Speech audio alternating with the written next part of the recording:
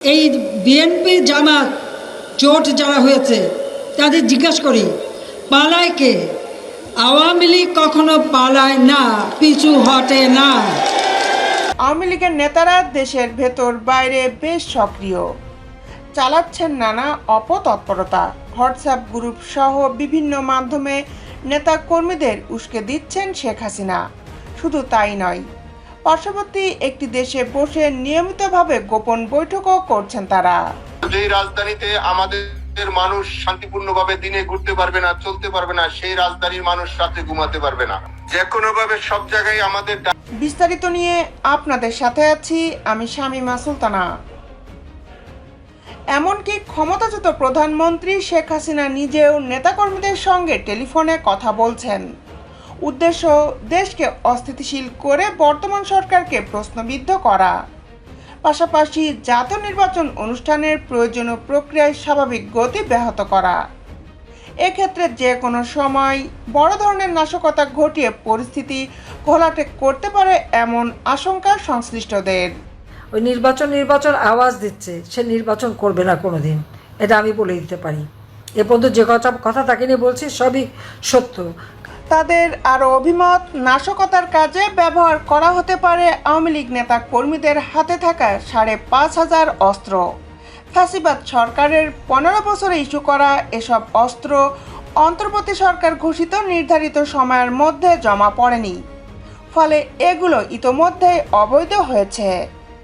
এছাড়া পুলিশের কাছ থেকে লুট হওয়া ১,৩৭৫ অস্ত্র এবং ২,৫৭,৮৪৯ রাউন্ড গোলা বারুদ এখনও উদ্ধার হয়নি।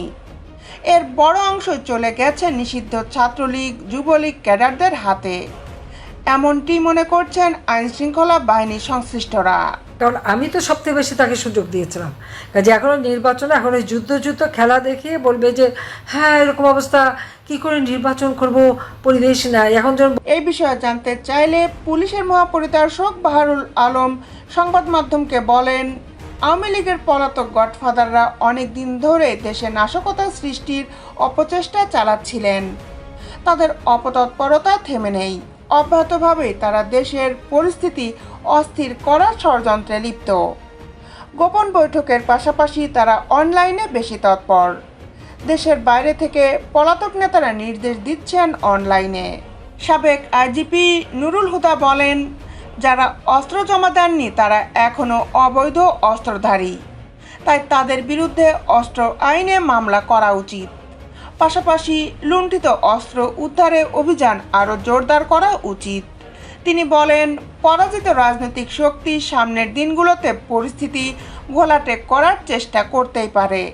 সরকারকে এই বিষয়ে কঠোর পদক্ষেপ নিতে হবে, অপর শক্তিকে আইনের আওতায় আনতে হবে। এসব অস্ত্র ইতোমধ্যে অবৈধ হয়ে গেছে। অপরদিকে জুলাই আগস্ট গণ অভ্যুত্থানে ঢাকা সহ সারা দেশে থানা, ফাঁড়ি, বক্স সহ বিভিন্ন ইউনিট থেকে লুট হওয়া ১,৩৭৫টি অস্ত্র এবং ২,৫৭,৮৪৯টি গোলা বারুদ এখনও উদ্ধার হয়নি। এসব অস্ত্র এবং গোলা বারুদ উদ্ধারে সারা দেশে অভিযান চলছে বলে জানিয়েছেন পুলিশ সদর দপ্তরের এআইজি ইনামুল হক। তিনি বলেন, পুলিশের অস্ত্র বাহিরে থাকবে এটা কাম্য নয়। কোথাও যেন এসব অস্ত্রের ব্যবহার না হয় সেজন্য আমরা কাজ করে যাচ্ছি। মানে আমরা যেটা করেছি, আমিও তো এখন পুলিশ। যে ব্যবহার করবে তাকে অবশ্যই আইনের আওতায় আনা হবে।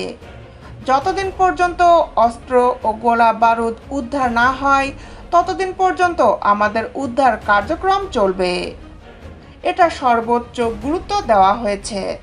তাদের দেওয়া তথ্যের ভিত্তিতে আমরা অভিযান চালিয়ে এরই মধ্যে অনেক অস্ত্র ও গোলা বারুদ উদ্ধার করেছি। আওয়ামী লীগ আমলের লাইসেন্সকৃত অস্ত্রের বিষয়ে তিনি বলেন, নির্ধারিত সময়ে জমা দেওয়ার নির্দেশনা দেওয়া হয়েছিল। যারা জমা দেননি তাদের অস্ত্রগুলো অবৈধ অস্ত্র হয়ে গেছে।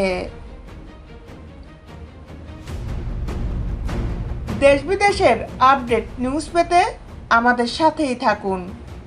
Justice television, Dhaka.